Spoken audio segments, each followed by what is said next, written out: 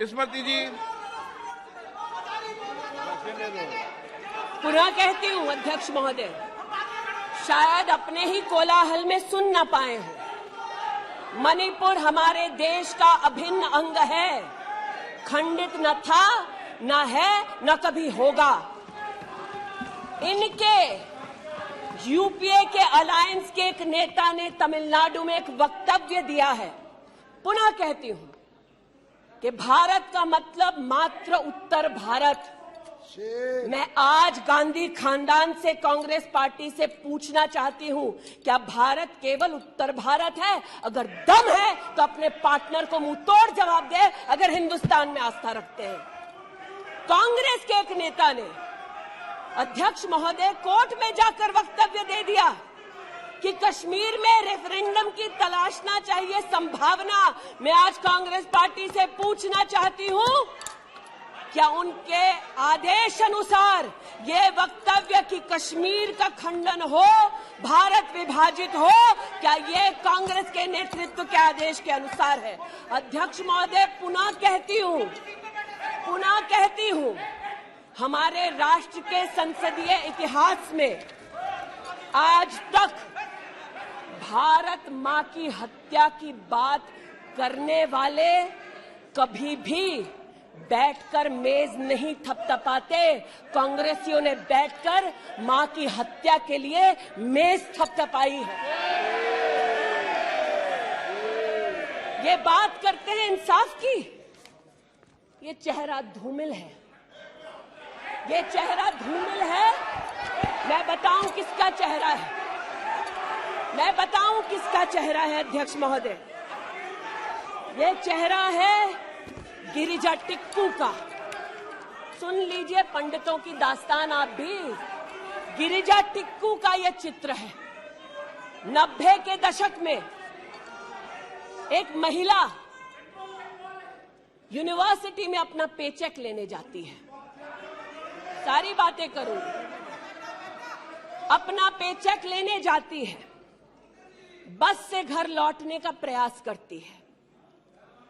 उसको 5 मर्द बस से खींचकर टैक्सी में ले जाते हैं, बलात्कार करते हैं और फिर आरी से उसका बदन काट देते हैं। जब गिरिजा टिक्कू के जीवन पर एक फिल्म में एक प्रति आया, मैं आज कहना चाहती हूं कि कांग्रेस के कुछ प्रवक्ताओं ने उसको प्रोपेगेंडा कहा। सरला भट्ट, आप नहीं चाहते कश्मीरी पंडितों की दास्तान कहीं सुनाई जाए, आप नहीं चाहते वो आइडेंटिफाई हो एज विक्टिम्स। सरला भट्ट मेडिकल स्टाफ थी। 90 के दशक में उसको उसके इंस्टीट्यूट से अगवा करके गैंग रेप किया गया और सड़क के किनारे रखा गया। आज मैं पूछना चाहती हूं कि एक तरफ इनकी अलायंस के लोग हिंदुस्तान को विभाजित करने की बात करते हैं, ये आज अपने आप को इंसाफ के पुजारी बताते हैं, लेकिन मुझे बताइए गिरिजा टिक्कू, सरला भट्ट को कब इंसाफ मिलेगा? हर गली, हर मोहल्ले में एक स्लोगन गूंजता था पंडितों के बीच, रलियू सलियू गलियू। पुनः कहती हूं, रलियू सलियू गलियू। आप चिल्लाना बंद करें, समझे पहले। रलियू सलियू गलियू। या तो अपना धर्म बदलो, या कश्मीर छोड़ो, या यहीं मरो। उनकी आवाज भारत की आवाज नहीं है। उनकी आवाज को आपने कभी नहीं सुना। मैं आज कहती हूं, इन्होंने कहा अश्रु बहाए, भ्रमण किया 84 के दौरान में। मुझ जैसे कई लोग देश की राजधानी में थे और किसी का वक्तव्य ना सुने अध्यक्ष जी। एक पत्रकार है प्रणय गुप्ता, उन्होंने लिखा कि सिख बच्चों को कैस्ट्रेट करके उनके अंगों को उनकी मां के मुंह में ठूसा गया। आज बोलती हूं, त्रिलोकपुरी में 30 औरतों को इकट्ठा करके चीला गांव में ले जाकर उनका बलात्कार किया। सुल्तानपुरी में एक महिला ने एफिडेविट दी है, मेरे हस्बैंड को मार दिया, बेटी को शादी से एक रात पहले उठाकर ले गए और उसका बलात्कार किया। एक 45 साल की मां ने कहा सिख दंगों के दौरान कि ना सिर्फ मेरे पति को मारा, ना सिर्फ मुझे गैंगरेप किया, बल्कि मेरे सामने मेरे बेटे पर केरोसिन छिड़ककर उसको आग लगा दी गई। और आज ये भारत की बात करते हैं। कहते हैं कि कश्मीर से कन्याकुमारी तक 130 दिन चल रहे थे। मैं जोड़ों के दर्द पर भाषण नहीं दूंगी अध्यक्ष महोदय, लेकिन इतना जरूर कहूंगी कि जिन वादियों को हिंदुस्तान ने खून से सना देखा है, जिन वादियों में गोलियों की आवाजें हर दिन सुनाई देती थी, जब ये उन वादियों में गए तो जैसे कश्मीरी कहते हैं शीन जंग कर रहे थे, बर्फ के गोलों के साथ अपने के किसी परिजन के साथ खेल रहे थे। अध्यक्ष महोदय, ये तब संभव हुआ जब प्रधानमंत्री मोदी ने धारा 370 हटाई। आज इस सदन में उल्लेख हुआ है कि ये गए हैं, I have been to Manipur, you might have not been. आज इस सदन में उल्लेख हुआ है कि ये यात्रा में गए और यात्रा में क्या आश्वासन दिया कि अगर इनका बस चले तो धारा 370 ये पुनः स्थापित कर दे। धारा 370 की वजह से कश्मीर की बेटियों को दहेज के लिए अगर प्रताड़ित किया जाता था तो वहां की बेटियों के पास कानून का सहारा नहीं था, क्योंकि इन्होंने धारा 370 लगाई। कश्मीर में अगर बेटियां प्रदेश के बाहर ब्याही जाती थी तो उनके पैतृक संपत्ति पर उनका अधिकार समाप्त हो जाता था, क्योंकि इन्होंने धारा 370 लगाई। कश्मीर में अगर 14 साल से कम उम्र की बच्ची का 18 साल से कम उम्र की बच्ची का ब्याह रचा दिया जाता था तो उसे कानून का संरक्षण नहीं मिलता था, क्योंकि इन्होंने धारा 370 लगाई। आज जो भग गए हैं सदन से उनसे कहना चाहती हूं कि इस देश में न धारा 370 लौटेगी, इस देश में कभी भी पंडितों को रलिव सलिव गलिव का धमकी कोई देने वाले बचेगा नहीं।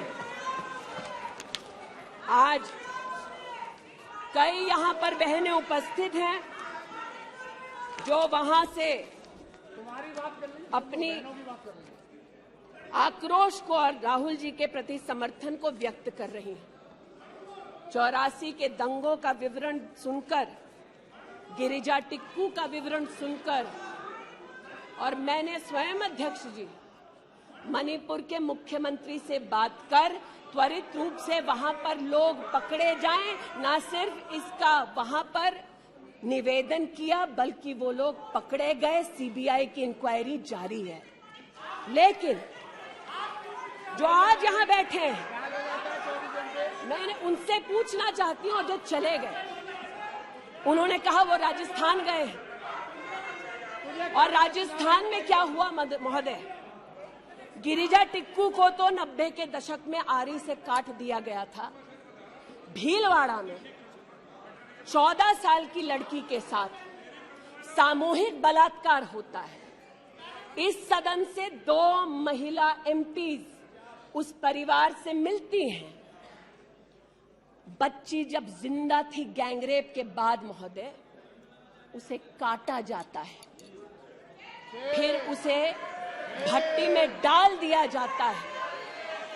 ये इन महिला सांसदों का वक्तव्य है कि जिस बच्ची को 14 साल की उम्र में जब जीवित थी गैंगरेप के बाद भीलवाड़ा राजस्थान में काटा गया, जलाने के लिए फेंका गया, उसका मात्र एक हाथ भट्टी के बाहर छूट गया था।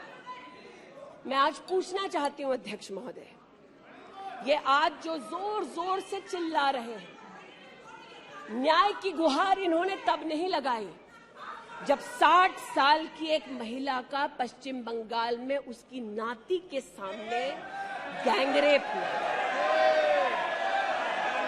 कोर्ट में केस लंबित है, इनका दिल नहीं दहला और पूछ रहे थे कि मणिपुर के बारे में आप नॉर्थ ईस्ट के बारे में नहीं जानते। जिन्होंने प्रस्तावना की उनसे कहती हूँ, नल्ली का मैसेकर हुआ, 5 मिनट के लिए कांग्रेस की एक नेत्री गई, लेकिन इनका क्या रुख था तब।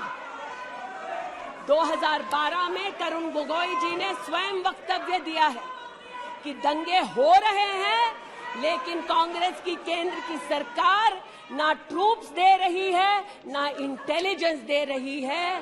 कोकराझार की बात करते हैं, ये मेरा वक्तव्य नहीं है, तब के कांग्रेस के मुख्यमंत्री तरुण गोगोई का वक्तव्य है। कोकराझार में हिंसा होती है, धुबड़ी में 3-3 महीने कर्फ्यू रहता है। आज महोदय जो लोकतंत्र की दुहाई दे चुके हैं, हम बार बार इस सदन में बार बार इमरजेंसी की गाथा को याद करते हैं। इस सदन में हम लोग बार बार उन नेताओं को, उन सामाजिक संस्थाओं को, उन मीडिया के बंधुओं को, उनकी प्रिंटिंग प्रेस कैसे जबरन बंद कर गई, उसको, इस पर विस्तृत चर्चा होती है। लेकिन इमरजेंसी के कालखंड में साधारण महिला का इन्होंने, कांग्रेस पार्टी ने क्या हश्र किया। स्नेहलता रेड्डी की आज बात करना जरूरी है। बेंगलुरु की जेल में बंद किया गया, और इसलिए बंद किया गया क्योंकि वो सोशलिस्ट थी, भाजपाई नहीं थी, सोशलिस्ट थी। और जब बंद किया 2 मई 1976 को, तब उन्होंने अपनी प्रिजनर्स डायरी में लिखा, और मैं कोट कर रही हूं, जो पब्लिकली अवेलेबल है। As a woman comes in, she is stripped naked in front of everyone else. When a human being is sentenced, is the punishment not enough? Must the human body be degraded and humiliated? ये स्नेहलता रेड्डी के शब्द हैं, जो उन्होंने emergency के कालखंड में jail में लिखे, अपनी अचीवमेंट्स को बताते हुए। जून 6, 1974 में स्नेहलता रेड्डी लिखती है, that at least I have achieved something here. I have stopped the horrible beatings the women prisoners used to get. ये कांग्रेस का इतिहास है, और ये भारत की बात करते हैं।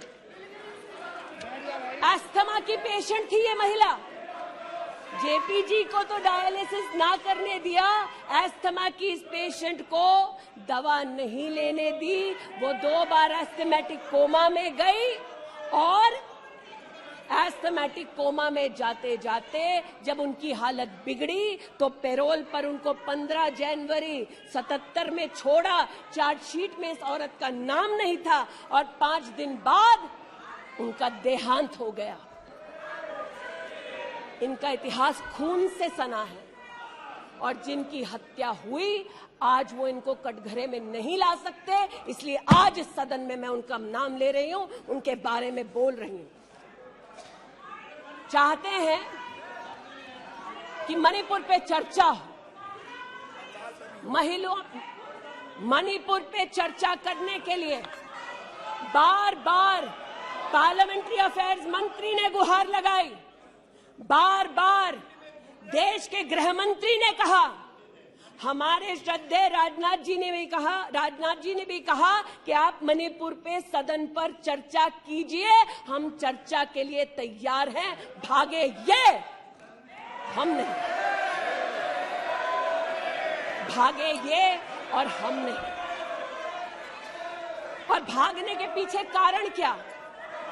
क्योंकि गृह मंत्री जब बोलने लगेंगे, परतें जब खुलने लगेंगी, तब ये मौन साध लेंगे। मौन मुद्रा का उल्लेख हुआ था। मौन थे ये लोग कई चीजों पर और आज भी हैं। अध्यक्ष महोदय, मेरे हाथ में केपीएमजी की एक रिपोर्ट है जो इनके कार्यकाल से संबंधित है, जो कहता है कि करप्शन की वजह से यूपीए की कार्यकाल में हमारे देश की जीडीपी की ग्रोथ को 9% का नेगेटिव इंपैक्ट होगा। ये अंतर्राष्ट्रीय एजेंसीज बोल रही थी, लेकिन ये चुप थे, आज भी चुप हैं। जो लोग जीरो लॉस थियरी सिखाते थे, आज उसी कांग्रेस के एक नेता को कोयला घोटाले के लिए सजा हुई है और वो चुप है। लेकिन चुप और बहुत सारी चीजों में रहे महोदय। 2005-06 में यूपीए की सरकार को यह ज्ञात हो गया था कि खुले में शौच करने की वजह से महिलाओं का बलात्कार हो रहा है। 2005-06 में इनको पता था, ये सरकारी सर्वे में ज्ञात हुआ है, लेकिन ये चुप थे। 2010 में वर्ल्ड बैंक की रिपोर्ट ने कहा, इनकी तब सरकार थी, कि स्वच्छता न होने की वजह से देश की जीडीपी पर 6.4 का नेगेटिव इंपैक्ट है। ये चुप रहे। महिला का बलात्कार खुले में शौच में हो रहा था, इनको पता था, ये चुप रहे। 2014 तक देश में केवल 39% आबादी को इन्होंने टॉयलेट की व्यवस्था सुनिश्चित करके दी। 2019 तक 100% कवरेज हुआ। 110 मिलियन टॉयलेट। ये हंसते हैं इस पे अध्यक्ष जी। शायद इनको पता नहीं है कि एक महिला के लिए दिन की शुरुआत में शौच के लिए बाहर जाना या सूर्यास्त का इंतजार करना, शौच के लिए बाहर जाना और वहां उसका शारीरिक शोषण होना, बलात्कार होना, ये कितनी बड़ी सामाजिक और क्रिमिनल चुनौती है, इस बात से इनको कोई सरोकार नहीं, इसलिए उपहास का विषय बनाते हैं। आज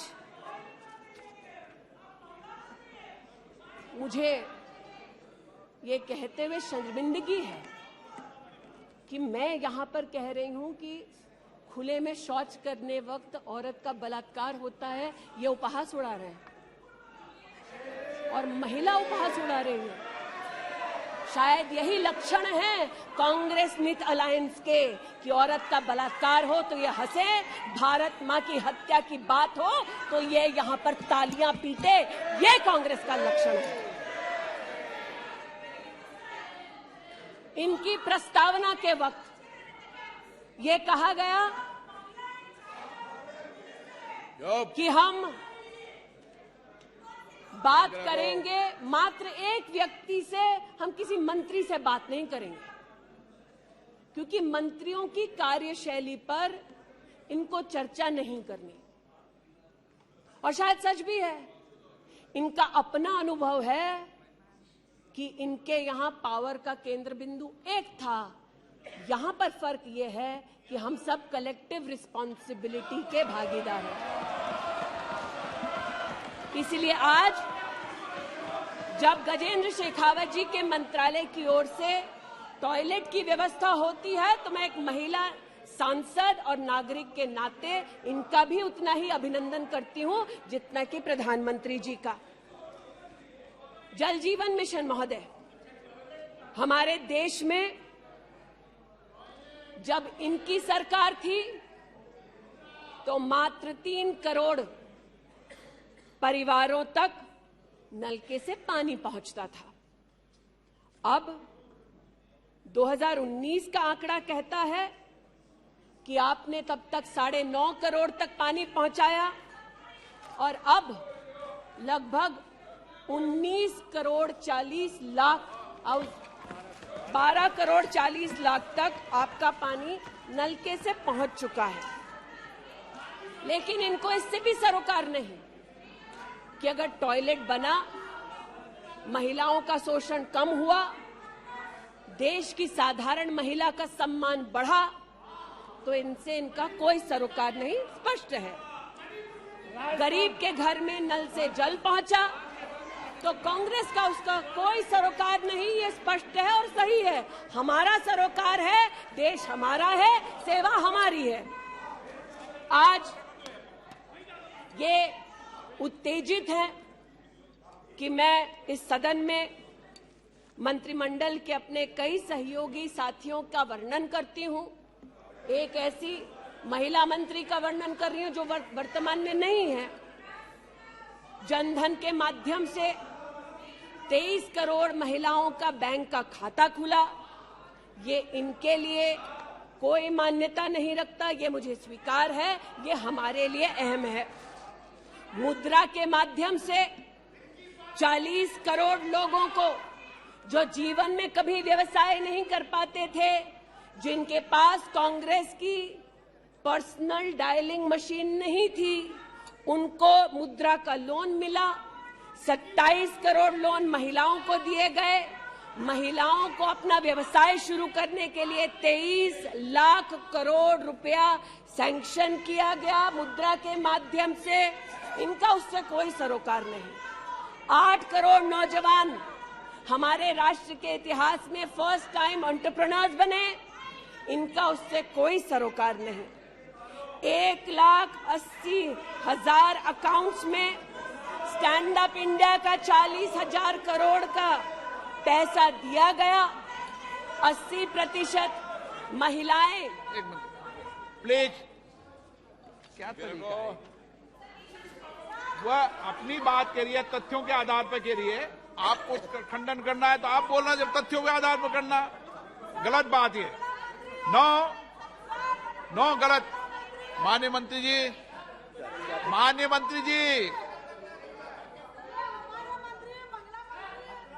आपकी अनुमति से सर मैं पुनः बोलूं तो जैसा कि मैंने कहा, महिला का अगर आर्थिक सामाजिक उत्थान होता है तो इससे इनको कोई सरोकार नहीं। सेल्फ हेल्प ग्रुप की बात करते हैं। जब इनकी सरकार थी तब मात्र 19 लाख सेल्फ हेल्प ग्रुप्स को इन्होंने 80,000 करोड़ का लोन दिया। हमने 9 करोड़ महिलाओं को 5 लाख करोड़ की आर्थिक व्यवस्था करके दी देश के सेल्फ हेल्प ग्रुप में। यह हमारा अभिमान है। जो आज महिला के बारे में चर्चा कर रहे हैं, टोका-टोकी बंद करो सर। जब इन्होंने महिला संबंधित बजट की व्यवस्था की तब इनके कार्यकाल से 130% ज्यादा बजट हमारे प्रधानमंत्री जी ने देश की महिलाओं को समर्पित किया। ये हमारा अभिमान है। आयुष्मान भारत के अंतर्गत 10 करोड़ परिवारों में महिलाओं को आयुष्मान भारत का कार्ड मिला।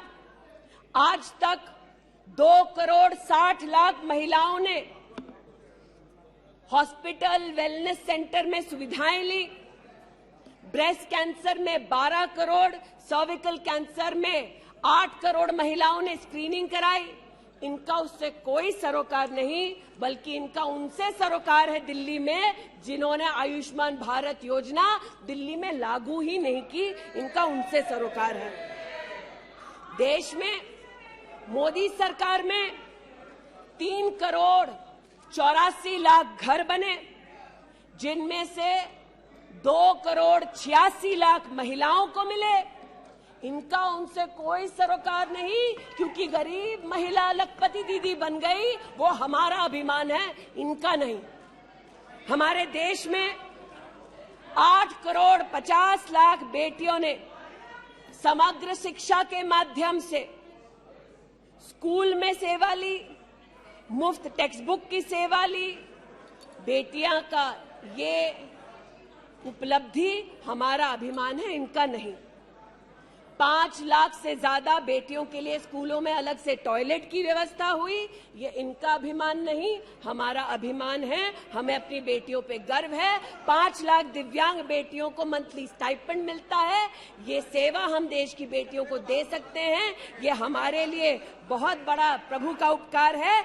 1,28,000 बेटियों को मेरिटोरियस स्कॉलरशिप दी जाती है, 12,000 रुपए की हर साल। ये सेवा का मौका परिवारों ने हमको दिया। 2 लाख से ज्यादा बेटियों को सेल्फ डिफेंस की ट्रेनिंग दी जा रही है। आज एलिमेंट्री एजुकेशन में बेटियों की एनरोलमेंट 100% है इस देश में। ये हमारे देश के लिए गौरव की बात है। आज पहली बार फीमेल एनरोलमेंट उच्च शिक्षा में महोदय 2 करोड़ से ज्यादा हुआ है महिलाओं का। ये देश के लिए गौरव की बात है। आज दलित बेटियों का एनरोलमेंट बढ़ा है 38%। दलित बेटियों का उल्लेख करती हूँ, ये चिल्लाते हैं इनको दलित बेटियों से सरोकार नहीं, हमको है। ये हमारे लिए गर्व की बात है। आदिवासी बच्चे, लड़कियां 63% उनका एनरोलमेंट बढ़ा महोदय। आदिवासी बच्चों के साथ इनका कोई सरोकार नहीं। आदिवासी बेटियों ने हमारे प्रधानमंत्री को सेवा का मौका दिया। ये हमारे लिए प्रभु की असीम कृपा है। नॉर्थ ईस्ट की बात करते हैं तो महिला ने नॉर्थ ईस्ट में 34% की इंक्रीज हुई है एनरोलमेंट में। नॉर्थ ईस्ट के मेरे सभी साथियों को, चाहे वो सदन में कहीं भी बैठे हों, महिलाओं की दृष्टि से मैं अभिनंदन देती हूं। आज हमारे देश में महिला जो पीएचडी करती है 99.2% की वृद्धि हुई है एनरोलमेंट में पीएचडी करने वाली महिलाओं में। ये हमारे लिए हिंदुस्तानी होने के नाते गौरव की बात है। आज जो महिला शैक्षिक संस्थानों में सेवा दे रही, यूनिवर्सिटीज में, इंस्टीट्यूशंस में, कॉलेजेस में 66%, 66% उनकी वृद्धि हुई है। आप हो करते जाएं, हम तो उनके लिए बल्ले बल्ले ही करेंगे।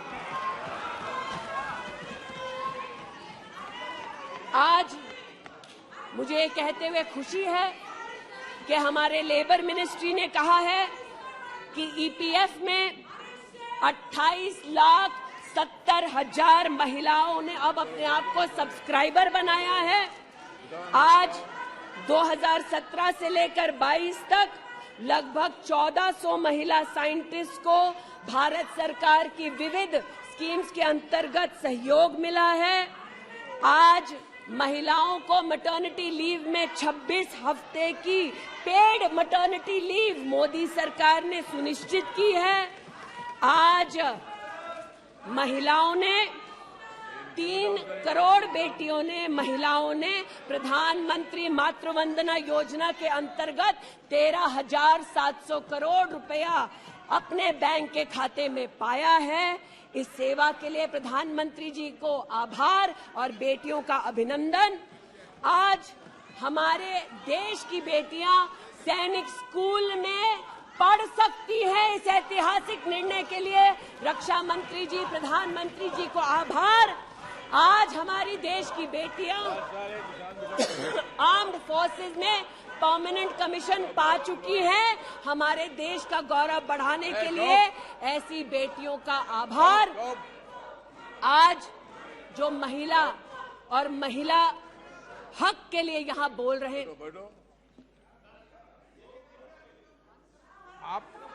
आप विषय पे बोल रही हैं और अविश्वास प्रस्ताव पे सब विषय पर बोल सकते हैं।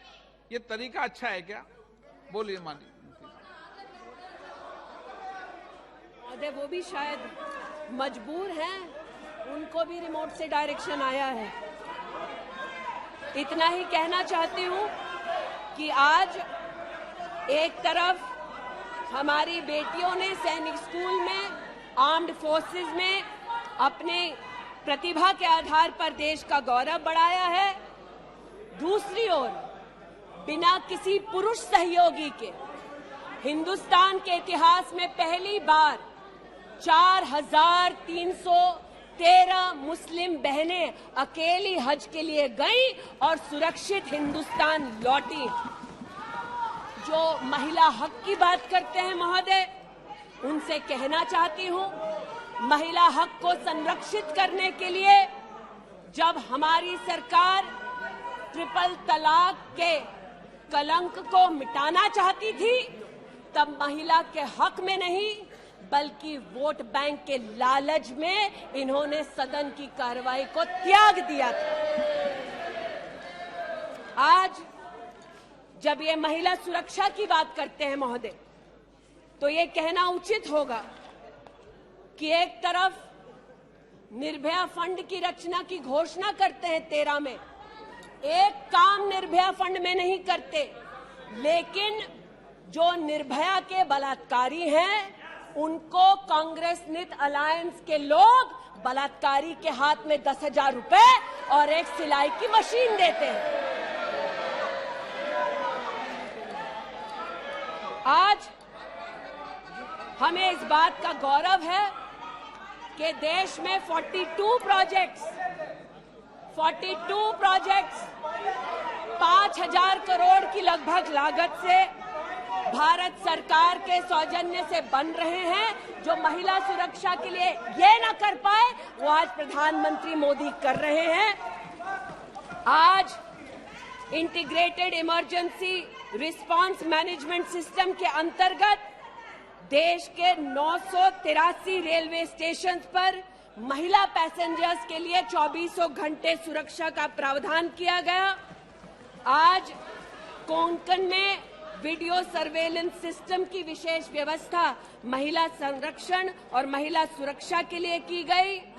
आज चूंकि रेल मंत्री बैठे हैं, आर्टिफिशियल इंटेलिजेंस के आधार पर facial recognition system, integrated surveillance system, ये सब भारत सरकार के सौजन्य से महिला सुरक्षा के लिए प्रधानमंत्री मोदी ने सुनिश्चित की।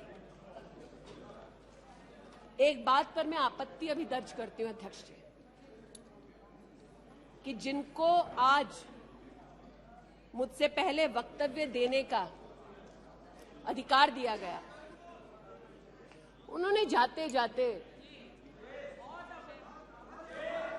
एक अभद्र यहां पर लक्षण के दर्शन दिए। It is only a misogynistic man who can give a flying kiss to a parliament which seats female members of parliament. ऐसी गरिमा विहीन आचरण को इस देश के सदन में कभी नहीं देखा गया। ये उस खानदान के लक्षण हैं, या आज सदन में देश को पता चले। लेकिन कहां गए हैं, वहां पर क्या हालात हैं अध्यक्ष महोदय? गोद भराई के नाम पर राजस्थान में भास्कर ने लिखा है कि राजस्थान की कांग्रेस की सरकार जेब भराई कर रही है। 13 से 20 महीने का घरबाशय दिखाया जा रहा है राजस्थान में, और भारत की तिजोरी से पैसा लूटा जा रहा है। इनका सरोकार महिला उत्थान से नहीं, ये महिला के बारे में क्या सोचते हैं, इनकी क्या हरकतें हैं, इनके नेता ने जाते जाते यहां पर उसको प्रसारित कर दिया है। लेकिन इन्हें सरोकार इनके नेता को किससे है? चीन से है। तो चूंकि सब चीन में इतनी रुचि लेते हैं कांग्रेस पार्टी के नेता, इसलिए आज एक सुखद समाचार भी सुनाती हूं। चीन में 31st यूनिवर्सिटी गेम्स हुआ। 1959 से लेकर आज तक भारत को मात्र 18 पदक मिले। इस बार 26 मेडल का रिकॉर्ड हिंदुस्तान के बच्चों ने स्थापित किया। भारत मां के टुकड़े के लिए तालियां बजाते थे, भारत मां के बच्चों के लिए तो बजा दो। 11 गोल्ड, 5 सिल्वर, 10 ब्रॉन्ज। आज देश के यूनिवर्सिटी के छात्र देखें कि 31st यूनिवर्सिटी गेम में भारत का नाम रोशन करने वाले छात्रों के लिए मैं गुहार लगा रही हूं कि कांग्रेस पार्टी यहां अभिनंदन कर दे, लेकिन वो अभिनंदन से भारत के बच्चों को वंचित रखते हैं।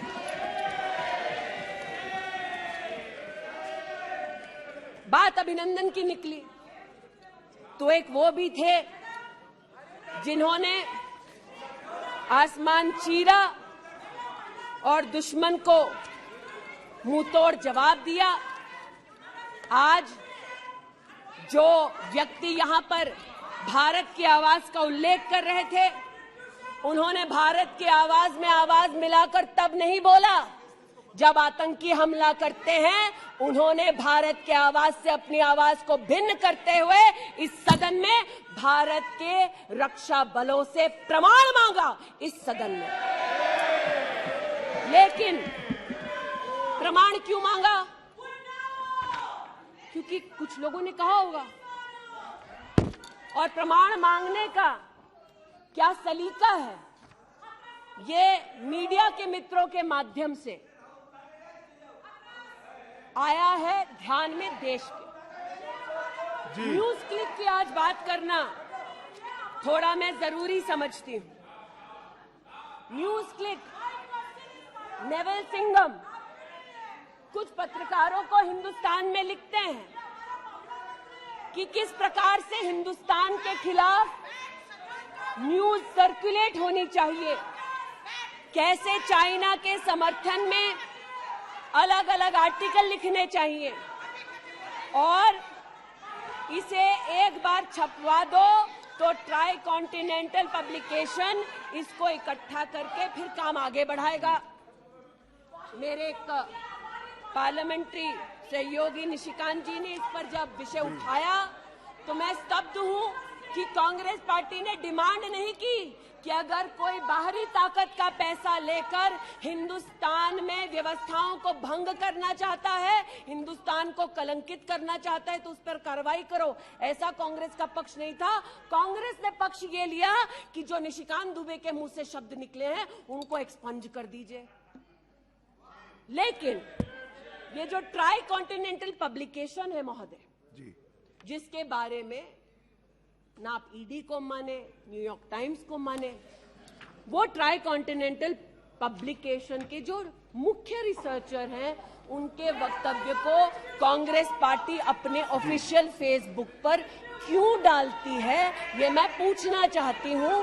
जो जानबूझकर भारत के किसानों के हितों के खिलाफ बोलते हैं, उनका वक्तव्य ट्राई कॉन्टिनेंटल पब्लिकेशन वालों का जो सीनियर फेलो या रिसर्चर है उसका वक्तव्य कांग्रेस, नेशनल कांग्रेस के फेसबुक पर 19 अप्रैल 2019 को क्यों पब्लिश होता है, ये थोड़ा बहुत शोध का विषय है, ये थोड़ा बहुत चर्चा का विषय है।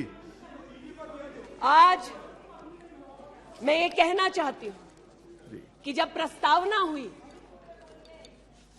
मैं तो प्रस्तावना के विरुद्ध खड़ी हूं। मैं नरेंद्र मोदी जी के नेतृत्व पर राष्ट्र के सभी नागरिकों के साथ पुनः विश्वास दर्शाते हुए अपना वक्तव्य देती हूं। लेकिन राहुल जी ने किस पर विश्वास जताया? राहुल जी ने विश्वास जताया मुस्लिम लीग पर। कहा सेक्युलर पार्टी है। शायद राहुल जी ने ना पढ़ा हो कि 80 के दशक में मुरादाबाद में 83 लोगों को मारने वाली मुस्लिम लीग, राहुल जी को बताना पड़ेगा सेक्युलर कैसे हुई। राहुल जी को आज जवाब देना होगा कि वो राष्ट्रभक्ति की बात करते हैं तो क्या जेएनयू में जाकर जब भारत तेरे टुकड़े होंगे का नारा दे रहे थे वो राहुल गांधी की देशभक्ति थी? राहुल गांधी को आज जवाब देना होगा, है तो नहीं। उनको आज जवाब देना होगा। जिस अफजल गुरु ने इस संसद पर हमला किया, उस अफजल गुरु के संरक्षक समर्थक को कांग्रेस पार्टी ने अपने पार्टी का नेता बना दिया, जिसने कहा यह राहुल गांधी की देशभक्ति है। राहुल गांधी की देशभक्ति आज बताती हूं। इन्होंने घबराइए मत, आप ही के नेता बोलकर गए हैं, घबरा क्यों रहे हैं? बैठिए, आराम से बोल रही हूँ। जरा संक्षेप कीजिए। मैं जी। पुनः बोलना चाहती हूँ अध्यक्ष महोदय, बहुत सारे व्यवधान आए, अब राहुल जी की बात चली है तो कृपा थोड़ी सी कर दीजिए। दोबारा कहती हूँ, क्या बोले हैं और क्या बाहर बोले हैं। देश के बाहर गए तो कहा आइडियाज ऑफ इंडिया कॉन्क्लेव में that there is going to be a Mars upsurge. India has massive amount of polarization. ये राहुल गांधी के शब्द हैं। इसका मतलब राहुल गांधी ने विदेश में जाकर कहा हिंदुस्तानी सौहार्द की भूमिका में नहीं रहते।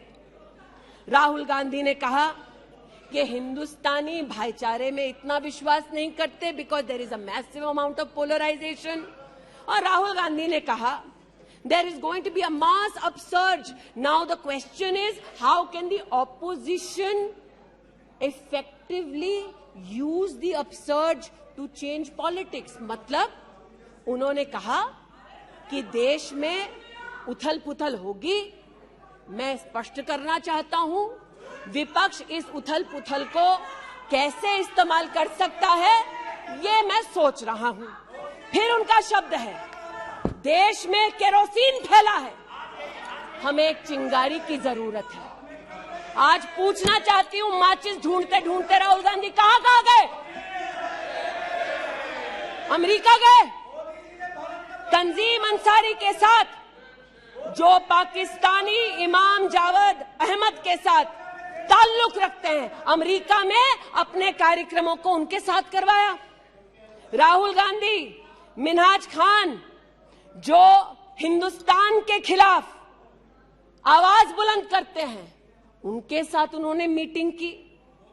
आज जो लोग इस देश में एस्पियोनाज के लिए पकड़े जाते हैं, उनका राहुल गांधी ने जाकर विदेश में समर्थन किया। वे तब से अडानी अडानी कर रहे हैं, तो अब थोड़ा मैं भी बोल दूं। फोटो मेरे पास भी है। इतना ही खराब है तो जीजा जी उसके साथ क्या कर रहे हैं? तो निशिकांत जी सही कहा, किसी को सेट करो, किसी को भेंट करो। पूछना चाहती हूं, 1993 में मुंद्रा पोर्ट में कांग्रेस की सरकार ने अडानी को जगह दी, तब प्रधानमंत्री कौन थे? कांग्रेस के थे। वित्त मंत्री कौन थे? मनमोहन सिंह थे। अडानी बोल रही हूं। यूपीए के कार्यकाल में अडानी को इन्होंने 72,000 करोड़ का लोन दे दिया। क्यों दिया? राजस्थान में 60,000 करोड़ से ज्यादा का समझौता कर लिया गहलोत जी के साथ, 20,000 एकड़ जमीन ले ली। क्यों किया? केरल में कांग्रेस की यूडीएफ सरकार के साथ पोर्ट का काम क्यों दिया? महाराष्ट्र में जब कांग्रेस के पास सत्ता थी, तो फिर कांग्रेस ने अडानी को पोर्ट का काम क्यों दिया? बंगाल में हल्दिया पोर्ट का काम अडानी को क्यों दिया? छत्तीसगढ़ में कांग्रेस पार्टी ने अडानी को काम आदिवासियों ने मना किया, फिर भी क्यों दिया? अब इसमें बेटा कितना सेट होगा, दामाद को कितना भेंट होगा, हम क्या जाने। लेकिन आज अरे दामाद का मामला है, बैठ जा भाई। दामाद आपका नहीं है, जिनका है वो नहीं चिल्ला रहे, आप क्यों चिल्ला रहे? बैठ जाइए भाई, जिसका है दामाद वो नहीं चिल्ला रहे, आप क्यों चिल्ला रहे? बैठिए। अरे बैठ जाइए, बैठ जाइए, बैठ जाइए, बैठ जाइए, बैठ जाइए। कोयले घोटाले में पकड़े गए, 2G में भी पकड़े जाएंगे, बैठ जाइए। प्लीज आप बताइए, इस पूरी बला की जड़ महोदय, पूरी बला की जड़ परिवारवाद में है, और परिवारवाद की राजनीति की जड़ कांग्रेस पार्टी में है। इनके अलायंस के लोग चारा खाते हैं, ये उनके घर मटन खाने चले जाते हैं। इनके अलायंस के लोग रेल की नौकरी के लिए गरीब की जमीन खाते हैं, जाके वो उन्हीं लोगों को गले लगाते हैं। और इनके सब के पीछे एक ही मजबूरी है जो बड़ी विनम्रता से अजीत दा ने भी स्वीकारी कि मजबूरी हमारी कि तीसरी बार जनता कह रही है फिर एक बार मोदी की बारी। Okay now please conclude. तो मैं लिसन प्लीज। ये आज बैठिए यहाँ पर उल्लेख कर रहे थे किसान की। आप भी बैठिए, आप किस लिए खड़े? ये बात आज कर रहे थे किसान की, तो किसान का क्या हश्र करते हैं वो मैं बताना चाहती हूँ। अध्यक्ष महोदय थोड़ी सी मुझे मोहलत दे दें। ये मैं कहना चाहती हूँ उस क्षेत्र की बात बैठिए जिसकी मैं प्रतिनिधि हूँ, जहाँ पर बैठिए प्लीज बैठिए दलित प्लीज। मांग कर रहे थे विद्यालय की। 1982 में किसानों ने 4 बीघा 2 बिस्वा जमीन इंटर कॉलेज के लिए दी और अमेठी में धोखे से किसानों की ये जमीन हड़पने वाले फाउंडेशन का नाम गांधी खानदान है।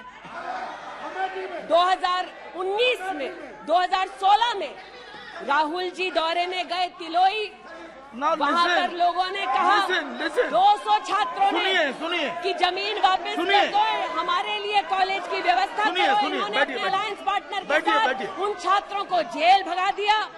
17 में जेल भगाया। सेठा गौरीगंज में प्रमाण है, आ जाओ गौरीगंज, दूध का दूध पानी का पानी यही कर दूंगी। गौरीगंज सेठा रोड पर जमीन हब्जाली, भूसियावा मार्ग पर नरसिंह भानपुर पर मुंशीगंज में जमीन हथियाली। ये उनका संस्कार है। जमीन कौन कौन हड़पता है ये कांग्रेस की गाथा स्पष्ट है। जहां ये है वहां पर आज मैं अभिनंदन देती हूं रेल मंत्री का कि रेल कोच फैक्ट्री रायबरेली में भी 10,000 कोचेस तब बनी जब नरेंद्र मोदी देश के प्रधानमंत्री बने। पीड़ा हो रही है जी। मैं बस इतना बताना चाहती हूँ कि आज जो किसानों का दम भरते हैं, बालियान साहब शायद यहाँ नहीं है, मैं अमेठी के किसानों की ओर से विशेष बालियान साहब आपको नतमस्तक होकर आभार व्यक्त करती हूँ। राष्ट्र के इतिहास में पहली बार अमेठी में खाद की रैक उतरी जब मोदी आए। इन्होंने न खाद दी, गौरीगंज में किसानों पर लाठीचार्ज करते थे, राजनाथ जी इसके साक्षी हैं। इन्होंने 80% लोगों के पास अमेठी में जहां 5 दशक इन्होंने राज किया, 80% लोगों को शौचालय नहीं दिया, 60% लोगों के घर में बिजली नहीं दी। और ये आज लोकतंत्र की बात करते हैं, अपनी प्रतिभा की बात करते हैं। आज मैं आभार व्यक्त करती हूँ। अमेठी का पहला सैनिक स्कूल मोदी जी ने दिया, 7.5 लाख लोगों को मुफ्त अनाज मोदी जी दे रहे हैं। अमेठी का आज पहला मेडिकल कॉलेज जिसके नाम से इस खानदान ने जमीन हड़प ली थी वो नरेंद्र मोदी ने दिलवाई। आज मैं इतना कहना चाहती हूँ अध्यक्ष महोदय, जो अभी है नहीं, जो 50 साल की उम्र के बाद देश देखने निकले थे, वो देश के किस कोने में वर्तमान में है मैं नहीं जानती, लेकिन इतना एक मिनट। और देखिए आपने एक फिलोसोफर का मंत्रिमंडल में अविश्वास प्रस्ताव लाया। मंत्रिमंडल उस संबंध में बोलेगा, उनको बोलने का अधिकार है। प्लीज आप बैठ जाइए। मणिपुर पर चर्चा आपने नहीं मांगी है, कोई विषय है उस पर चर्चा हो रही है, उसका उत्तर भी आएगा, परंतु no please sit down. But what sir of the enemy who speaks slyly, what of that enemy? आज जिनके पास ना नीति थी, ना नियत थी, ना देश के प्रति निष्ठा थी, आज ना जो कभी हिंदू के हुए, जिन्होंने राम के अस्तित्व को नकार दिया, ना सिखों के साथ जिन्होंने इंसाफ किया, जो ना कभी महिलाओं के उत्थान के लिए समर्पित थे, ना नौजवान के सशक्तिकरण के लिए समर्पित थे, ना किसान के बलिदान को स्वीकार कर किसान की समृद्धि के लिए समर्पित थे। आज उनसे कहना चाहती हूं कि जो समर्पित है, जो सबके विश्वास के साथ सबका विकास कर रहा है, उस पर देश को पुनः विश्वास दिखाएंगे। 24 में पुनः मोदी सरकार बनाएंगे। इस अविश्वास प्रस्ताव का मैं निषेध करती हूं और भारत माँ का जयकारा लगाते हुए जो भारत माँ की हत्या की बात कर रहे थे महोदय, उनसे कहना चाहती हूँ, अंग्रेज आए चले गए, मुगलिया सल्तनत आई खत्म हो गई, हिंदुस्तान आज भी है और आगे भी रहेगा। और हिंदुस्तान इस देश की तिजोरी की चाबी वापस उनकी माताजी के हाथ में नहीं देगा।